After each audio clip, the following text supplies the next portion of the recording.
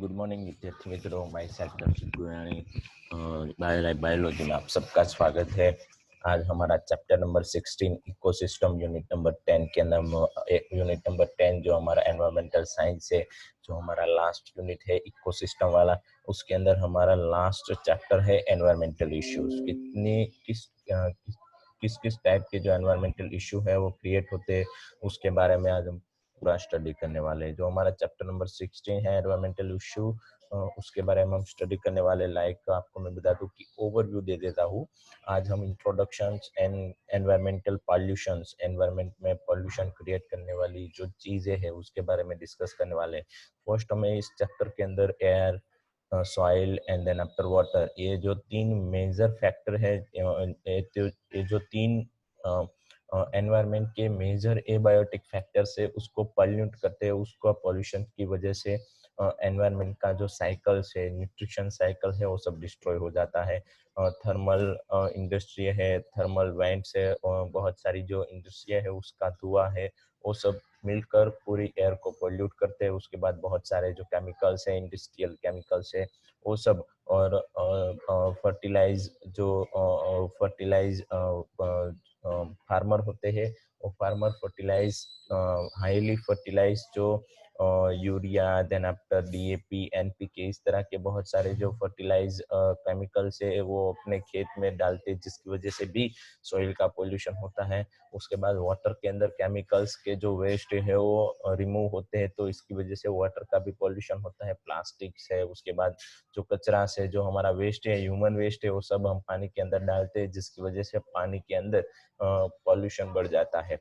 तो ये पॉल्यूशन के बारे में हम डिस्कस करने वाले हैं। इस पॉल्यूशन के लिए रिस्पॉन्सिबल जो पॉल्यूटेंट्स है, तो ये पॉल्यूटेंट्स कौन कौन से है उसके बारे में डिस्कस करने वाले। एयर का पॉल्यूनेशन बढ़ाने के लिए, सपोज कोई एयर है, तो एयर का पॉल्यूनेशन बढ़ाने के लिए रिस्पॉन्सिबल, एयर का पॉल्यूशन होने के लिए रिस्पॉन्सिबल है, पहले तो धुआं है, उसके बाद ऑटोमोबाइल से जिसकी बाइक एक्सेट्रा, उसके बाद तीसरा है नॉइस। ये तीनों मिलकर एयर का पॉल्यूशन बढ़ा देते हैं। तो एयर का पॉल्यूशन बढ़ता है तो किस तरह से बढ़ता है, उसको कंट्रोल करने के लिए, उसकी एयर पॉल्यूशन कंट्रोल करने के लिए क्या क्या प्रोसीजर थी, वो सब हमें डिस्कस करना है। उसके बाद ऐसे ही हमें इसी तरह से हमें सॉइल और वाटर का जो पोल्यूशन है उसका कंट्रोल और उसके बारे में डिस्कस करना है। उसके मेजर पोल्यूटेंट्स कौन कौन से है वो डिस्कस करने वाले हैं। उसके बाद हमारे चैप्टर्स के अंदर एनवायरमेंटल इश्यूज लाइक ओजोन का जो लेयर है वो डिस्ट्रॉय हो रहा है, उसकी वजह से क्या क्या इफेक्ट हो रही है, ग्रीन हाउस एक्सेट्रा, वो सब हमें इस चैप्टर के अंदर देखना है। तो let's we will start the introduction. First हम आज इंट्रोडक्शन स्टार्ट करने वाले हैं। हमारे चैप्टर्स के अंदर human population size has grow human population size has grown enormously over the last 100 years। जो लास्ट 100 years में जो ह्यूमन पॉपुलेशन बढ़ी है उतनी पहले कभी भी नहीं बढ़ी थी, और ये जो पॉपुलेशन की साइज है बढ़ने का जो रेट है वो हाईली है। हमने हमारा first chapter, chapter number 13 ecosystem में, हमारा जो फर्स्ट चैप्टर था पॉपुलेशन वाला, उसके अंदर ये डिस्कस किया था। This means increase in demand for food, water, home, electricity, roads, automobiles and numerous other commodities। Population बढ़ने की वजह से क्या होगा, पॉपुलेशन को मतलब ह्यूमन को जो भी चाहिए, लाइक उसको बेसिक रिक्वायरमेंट फूड है, वाटर है, होम है, इलेक्ट्रिसिटी है, रोड है, ऑटोमोबाइल, उन सब की रिक्वायरमेंट बढ़ जाएगी। these demand are these demands are these demands are exerting thermodynamics pressure, tremendous pressure on our natural resource, and are also contributing to population of air, water and soils। ये जो electricity, then after water, home, road, automobiles, इन सब की जो demand है वो बढ़ती गई, उसकी वजह से जो नेचर है, नेचुरल रिसोर्स है, उसके ऊपर एक बेसिकली प्रेशर क्रिएट हुआ। उस प्रेशर को हमने नाम दिया थर्मेडोस प्रेशर।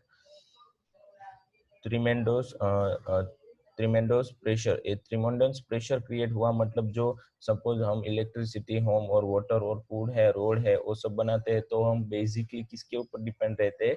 नेचुरल रिसोर्स ऊपर डिपेंड रहते हैं। तो नेचुरल रिसोर्स में कौन कौन से नेचुरल रिसोर्स पे सब डिपेंडिंग होने की वजह से हमारी जो एयर थी, वाटर था और सॉल्यूशन था, लाइक इलेक्ट्रिसिटी बनाने के लिए जो हम तार बनाते हैं, तो तार तार की जो बेसिक रिक्वायरमेंट है, लाइक जो जो एलिमेंट्स है वो एलिमेंट सॉइल में से ही मिलते हैं। उसके बाद होम बनाने के लिए, उसके बाद फूड भी नेचुरल रिसोर्स क्या है? हमारा प्लांट है। तो वो सब उसकी सब की वजह से जो पॉल्यूशन है वो बढ़ता गया, एयर और वाटर और सॉइल का। The need of our the need of this hot to check the degradation and depletion of our precious natural resource and pollution without halting the process of development.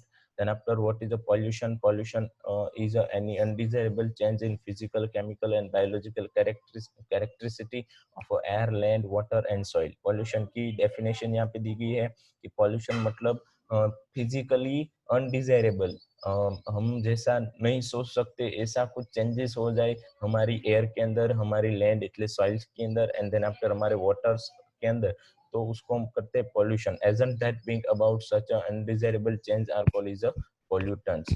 जो agents है जो pollution करने के लिए responsible है उसको हम pollutants बोलते हैं, in order to control environmental pollution. Then after, अब इस एनवायरमेंटल पॉल्यूशन जैसे जैसे बढ़ता गया, ऐसे ऐसे इस एनवायरमेंटल पॉल्यूशन को कंट्रोल करना जरूरी हो गया। The government of India has a pass environmental protecting act in first time 1986। Environmental protection act India के अंदर सबसे पहले इन 1986 में लागू किया, to protect the improve the quality of our environment, air, water and soil. इस act के हिसाब से हमारे जो वाटर्स थी, हमारे एयर थी और हमारी जो सॉइल्स थी, उसको उसकी जो क्वालिटी है वो इम्प्रूव करने के लिए जो भी कुछ करना पड़े, जो भी रूल्स बनाना पड़े, वो सब इन 1986 से क्रिएट हुआ, इन 1986 से लागू हो गया है। उसके बाद बात करें ग्लोबल एनवायरमेंटल प्रॉब्लम है। Global environmental problem like global warming है, वाटर पोल्यूशन है, एयर पोल्यूशन है। यहाँ पे आप देख सकते हैं मैंने बहुत सारी इमेजेस रखी है। एयर का पोल्यूशन जो ह्यूमन वेस्ट है उसकी वजह से एयर का मेजर पोल्यूशन होता है। उसके बाद आप यहाँ पे देख सकते हैं सॉइल का पोल्यूशन है, वाटर का एक्स्ट्रा पोल्यूशन है, देन आफ्टर एयर का पोल्यूशन यहाँ पे है। उसके बाद आप इमेज को देख सकते हैं बिफोर एंड आफ्टर। हमें बाहर से ऐसा लगता है कि हमारी जो अर्थ है वो नेचुरली सेफ है, पॉल्यूशन नहीं है, हमारी अर्थ में 0% पॉल्यूशन है। लेकिन अंदर से क्या होता है कि वो पॉल्यूट होती है, जो सॉइल होती है, वाटर होता है, उसके बाद जो हमारी एयर होती है, लैंड होते हैं, उन सब पॉल्यूटेड है। उसके बाद हमें फर्स्ट डिस्कस करना है सबसे पहले हमारे चैप्टर्स के अंदर air pollutions and control. Air pollutions के बारे में डिस्कस करना है, एयर पोल्यूशंस की जो डिफरेंट डिफरेंट कंट्रोल के लिए, कंट्रोल एयर पोल्यूशन कंट्रोल होने के लिए जो डिफरेंट डिफरेंट मेथड्स है उसके बारे में डिस्कस करना है। Then after let's we will be start the soil pollution, then let's we will be start water pollution, then after global problems जो पोल्यूशंस के है, ग्लोबल वार्मिंग है, देन आफ्टर अदर भी बहुत सारे जो ओजोन लेयर की डिस्टर्बेंस की जो प्रोसेस है वो सब हम डिस्कस करने वाले हैं। तो first we will be start the 16.1 topic air pollution and control. We are depending और we are depending on air for our respiratory needed. Air pollutant confuse engineering to all living organisms. They reduce growth and yield of crop and can cause a premature death of plants. Air pollution की वजह से हमारी first तो आपको पता है कि air है हमारी रेस्पिरेशन में जरूरी है, और रेस्पिरेशन में हमें पोल्यूटेंट एयर मिलने की वजह से क्या होगा, हमारी जो लिविंग ऑर्गेनिजम्स है उसको इंजीनियरी होगी, और इसकी वजह से प्लांट के ऊपर जो प्री मेच्योर प्लांट है, प्री मेच्योर जो प्लांट है उसके अंदर उसका जो ग्रोथ है वो कम हो जाएगा। उसके बाद उसके जो क्रॉप्स है वो भी पोल्यूशन के वजह से, एयर की पोल्यूशन की वजह से वो भी डिस्टर्ब हो गए, और जो प्लांट और जो लिविंग ऑर्गेनिज्म है वो प्री मेच्योर उसका डेथ होने लगा। और air pollution also deleterious effect in the respiratory system of human and animals. Harmful effect depend on the concentration of pollutants. during of export and during in exports and the organisms. Then after responsible जो pollutant है उसके बारे में बात की है. Smoke smoke test of a thermal power plant, simulators and other industrial release particulate and gaseous are air pollution pollutants together with harmless gas such as nitrogen and oxygen, etc. These pollutants must be separated, filtered out before releasing the harmless gas into the atmosphere. ये जो smoke list है मतलब बहुत सारी जो industries है उसमें से जो स्मोक निकलता है थर्मल पावर प्लांट में से, उसके बाद दूसरी भी बहुत सारी जो केमिकल इंडस्ट्री है उसमें से भी बहुत सारा धुआं निकलता है. वो गैसियस फॉर्म में एयर पोल्यूटेंट्स है हमारे. वो एयर पोल्यूटेंट क्या करता है, वो हमारा जो हार्मलेस गैस है लाइक नाइट्रोजन और ऑक्सीजन उसके साथ मिक्स होके उसको पोल्यूट करता है. तो इसकी वजह से बिफोर हमें ये जो धुआं है मतलब स्मोक लिस्ट जो धुआं है, उसके बाद जो थर्मल पावर प्लांट में से निकलने वाला जो धुआं है, ऑटोमोबाइल्स में से निकलने वाला जो धुआं है, उसको रिलीज करने पहले उसको क्या करना पड़ेगा, सेपरेट करना पड़ेगा. Pollutant must be separated. इस धुएं में से जो पॉल्यूटेंट है उसको हमें निकाल देना है, और जो एयर है जो धुआं है वो पॉल्यूटेंट के बिना है, जो पॉल्यूटेंट के बिना जितना धुआं है उसको ही हमें क्या करना है, एयर के अंदर ट्रांसफर करना है. लाइक आपको मैं बता दूं कि ये एक चिमनी है, आपने सुना होगा ऐसा नाम, यहाँ से बहुत सारा धुआं निकल रहा है सपोज. तो इस धुएं के अंदर पॉल्यूटन बहुत ज्यादा है. तो अब इस धुएं को एयर में रिलीज करने से पहले क्या करना है, इसको सेपरेट करना है. सेपरेट करने के बाद जो हमें प्योर एयर मिलने वाली है उसी को ही हमें एनवायरमेंट के अंदर रिलीज करनी है. तो ऐसी जो कंट्रोल मेथड है, air control method, air pollution control method, उसके बारे में हमें यहाँ पे बात की है. उससे पहले आप देख सकते हैं यहाँ पे बहुत सारी जो इंडस्ट्री है उसकी जो चिमनी है, उसके बाद यहाँ पे नॉइस पोल्यूशन भी एक एयर का पोल्यूशन है. इंडस्ट्रियल नॉइस है, लाउड स्पीकर नॉइस है, कंस्ट्रक्शन वर्क है उसका नॉइस है, लाउड रोड ट्रैफिक का है, ट्रेन से, एयरक्राफ्ट है, रेडियो एंड माइक्रोफोन से, एग्रीकल्चर मैकेनिज्म है, डिफेंस इक्विपमेंट है, डिफेंस इक्विपमेंट लाइक हमारी मिसाइल एक्सेट्रा, उस सब का जो नॉइस है, उन सब के नॉइस की वजह से भी हमारा एयर का पोल्यूशन होता है. वो पार्ट ऑफ द एयर का जो पोल्यूशन है वो part of the air pollution का एक पार्ट से. उसके बाद ऑटोमोबाइल्स भी ऑल्सो रिस्पॉन्सिबल है एयर पोल्यूशन के लिए. उसके बाद हमारी बुक्स के अंदर मेजर दो मेथड दी गई है. मोस्ट इम्पोर्टेंट है कि एयर पोल्यूशन कंट्रोल के लिए दो मेथड है, वो कौन सी है. फर्स्ट मेथड है स्क्रबर मेथड. फर्स्ट मेथड है स्क्रबर मेथड. स्क्रबर के अंदर क्या किया जाता है कि इस तरह की एक चिमनी होती है, उस चिमनी में जो डर्टी एयर है वो एंटर होती है.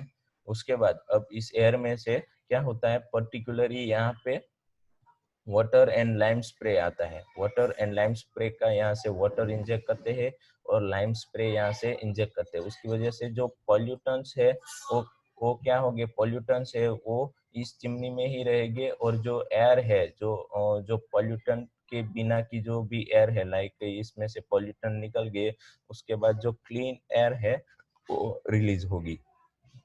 और पर्टिकुलेट मैटर्स और जो डर्टी एयर के पास जो भी मैटर्स है लाइक जो भी पॉल्यूटेंट्स इकट्ठा थे वो सब यहाँ पे जमा होते हैं. तो एक मेथड है स्क्रबर मेथड. देन आफ्टर दूसरी मेथड है इलेक्ट्रोस्टैटिक प्रेसिपिटेट. इलेक्ट्रोस्टैटिक्स प्रेसिपिटेट ये दूसरी मेथड है. उसके अंदर क्या होता है, एक साइड से डर्टी एयर आपको इंजेक्ट करनी है, उसके अंदर नेगेटिवली चार्ज जो वायर है वो एंटर करना है, उसके वजह से डिस्चार्ज जो कोराना है, जो डिस्चार्ज मतलब ये जो एयर के जो डर्टी पॉल्यूटेंट है वो उस नेगेटिव चार्ज के साथ जुड़ जाते हैं, इसके साथ जुड़ जाते हैं, और जो क्लीन एयर है वो यहाँ से रिमूव हो जाएगी. मतलब यहाँ पे हाईली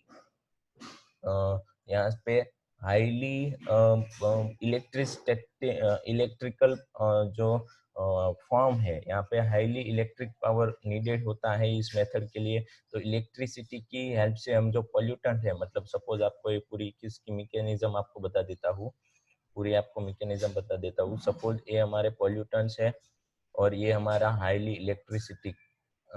इलेक्ट्रिसिटिकल कंडेंशन है. हाईली इलेक्ट्रिसिटिकल कंडेंशन है. एक कलेक्शन प्लेट ग्राउंड नीड, ये जो प्लेट्स है और उसके पास यहाँ पे उसमें से इलेक्ट्रिसिटी पास आउट हो रही, तो ये जो पॉल्यूटेंट्स है उसके पास कैसा चार्ज होगा, नेगेटिव चार्ज होगा, और हमारे जो पॉल्यूटेंट्स हमारी जो इलेक्ट्रिसिटी पास हो रही है वहाँ पे पॉजिटिव चार्ज होता है, तो नेगेटिव चार्ज पॉजिटिव प्लेट के साथ जुड़ जाएगी और अब ये यहाँ से निकल सकेगी नहीं, और जो हमारी एयर है उसके पास तो कोई भी चार्ज नहीं है, तो इसकी वजह से जो क्लीन एयर है यहाँ से इजीली पास आउट हो सकेगी। तो ये है इलेक्ट्रोस्टैटिक प्रेसिपिटेट। प्रेसिपिटेट मतलब ये जो पॉल्यूटेंट है वो एज अ प्रेसिपिटेट फॉर्म इस प्लेट के साथ जुड़ जाते हैं, नेगेटिवली चार्ज जो होते हैं वो पॉजिटिवली चार्ज के साथ जुड़ जाते हैं। तो ऐसा होने की वजह से जो डस्ट पार्टिकल्स है वो हम एयर में से रिमूव कर सकते हैं और एयर को पॉल्यूटेंट फ्री कर सकते हैं। तो इस तरह की जो मेथड्स है वो before releasing environmental air, thermal power plant में जो एयर रिलीज करते हैं उससे पहले इस तरह का स्क्रबर और इलेक्ट्रोस्टैटिक प्रेसिपिटेटेड मेथड यूज करते हैं, जिसकी हेल्प से क्या होता है कि एयर पॉल्यूटेंट एयर का पॉल्यूशन कम किया जाए। उसके बाद next air pollution control method, जैसे भी मैंने बताया, मैंने जो भी बताया यही मेथड लिखी, electrostatic precipitation and then after scrubber method, then after यहाँ पे लिखा है हमारी बुक्स के अंदर एक major according to Central Pollution Control Board CPCB, particulate size 2.5 micrometer or less than diameter 2.5 are responsible for confusing the greatest harm of the human layer। CPCB ने बताया है कि एयर के अंदर 2.5 माइक्रोमीटर जितनी पार्टिकुलेट की साइज है, मतलब एयर डस्ट की जो इतनी उसके जो पॉल्यूटेंट की इतनी साइज है, और 2.5 से भी थोड़ा कम, लेस इन डायमीटर 2.5, तो ये हमारी जो ह्यूमन हेल्थ है उसके लिए ग्रेटेस्ट हार्मलेस है, मतलब सबसे ज्यादा हार्मलेस है, हम टू द ह्यूमन हेल्थ हम हार्मफुली होता है। 2.5 माइक्रोमीटर जैसे पार्टिकुलर्स है वो एयर के अंदर हो गए तो ह्यूमन हेल्थ के अंदर ह्यूमन हेल्थ के लिए वो बहुत ज्यादा नुकसानकारक है। देन आफ्टर इसकी वजह से ये जो सारे माइक्रो ये जो पार्टिकुलेट्स होते हैं, जो पॉल्यूटेंट्स होते हैं एयर के, इसकी वजह से हमें रेस्पिरेटरी सिम्टम्स दिखते हैं, सांस लेने में तकलीफ होती है, इरिटेशन होता है और इन्फ्लामेशन भी होता है। जो हमारी हमारी जो फेरिक्शंस होती है, वो फेरिक्शंस के अंदर मतलब जो सांस लेने की जो नली होती है उसके अंदर हमें बहुत टाइम चलता है, उसके बाद उसमें तकलीफ होती है, उसके अंदर इन्फ्लामेशन हो जाता है, एक्सेट्रा, ये सारी प्रॉब्लम्स क्रिएट होती है। तो ये था एयर पोल्यूशन कंट्रोल्स मेथड दो, बहुत इजी मेथड से इलेक्ट्रो प्रेसिपिटेट के अंदर जो हमें जो थर्मल पावर प्लांट है उसमें इस तरह की जो मेथड से यूज की जा सकती है, थाउजेंड्स वोल्ट का पावर है उस प्रोड्यूस होता है, उसकी वजह से जो वर्ल्ड के पास जो पॉजिटिव चार्ज होते हैं और जो हमारे पॉल्यूटेंट्स है उसके पास नेगेटिव चार्ज होते हैं और ये दोनों एक दूसरे के साथ जुड़ जाते हैं। उसके बाद why automobile is a major air pollutant, उसके बाद हमें बताया गया है कि ऑटोमोबाइल से वो भी मेजर मेजर पार्ट है एटमॉस्फेयर को पॉल्यूशन करने, मेजर एक पार्ट है जो एटमॉस्फेयर में एयर को पॉल्यूटेड करने के लिए एक मेजर एजेंट है। तो क्यों ऐसा है, तो automobiles are a major confusion of atmospheric pollution at a last in metro cities. Metro city में जो ऑटोमोबाइल्स है वो मेजर पार्ट है, मेजर पोल्यूटेंट्स है, एजेंट है पोल्यूशन, एयर के पोल्यूशन के लिए। As the number of vehicle increase in the street is a problem is a now shifting to the other cities too. Proper maintenance of the automobiles along with us of the lead free petrol or diesel can reduce the pollutant they emit. Catalytic converters having expensive metals, namely the platinum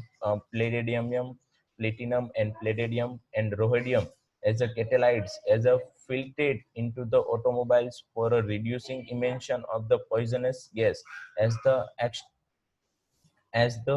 extract passes through the catalytic converters. Unburnt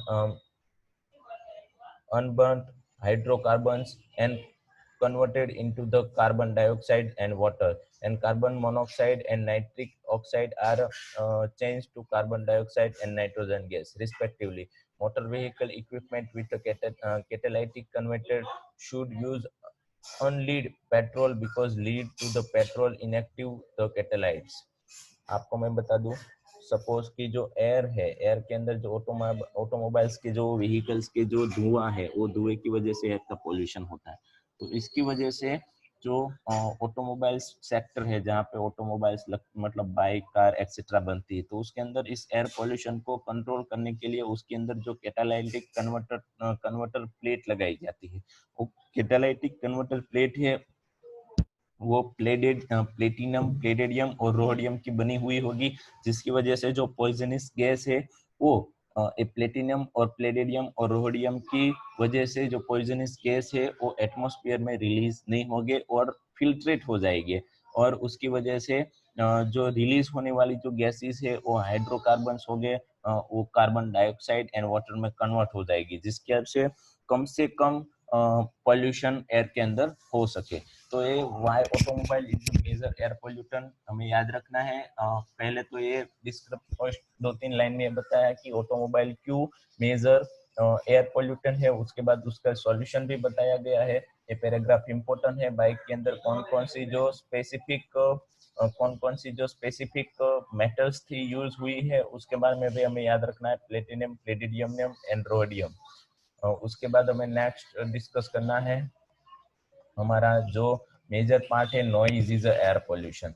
India के अंदर noise air prevention and control of pollution act is 1981 के अंदर जो आया, उसके अंदर इन 1871 उसके बाद जो prevention and control pollution act India के अंदर 1981 के अंदर आया, बट उसके बाद इन 1987 में जो नॉइज है उसको भी इंक्लूड किया एयर पोल्यूटेंट के अंदर, उसको भी इंक्लूड किया एयर पोल्यूटेंट के अंदर। उसके अंदर मेजर है 150 डेसिबल्स, जो नॉइज है उसकी जो फ्रिक्वेंसी है उसको डेसिबल्स में, डेसिबल्स उसका यूनिट है उसको मेजर करने के लिए।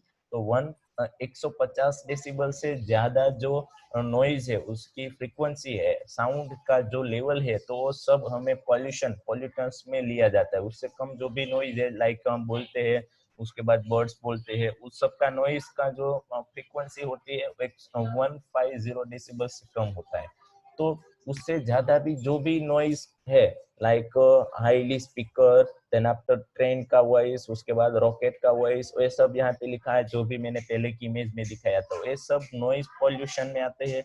नॉइज का पॉल्यूशन होता है, और नॉइज है वो एयर पॉल्यूटेंट्स है। उस एयर पॉल्यूटेंट्स में कब इंक्लूड हुआ, तो 1987 के अंदर हमें जो नॉइज का जो पोल्यूशन है वो एयर पोल्यूटेंट के अंदर इंक्लूड किया गया। तो ये बहुत इजी पॉइंट है, उसके अंदर सिर्फ एक ही एमसीक्यू याद रखना है कि कितनी फ्रीक्वेंसी से ज्यादा जो लेवल होता वॉइस का, तो वो पोल्यूटेंट्स में गिना जाता है।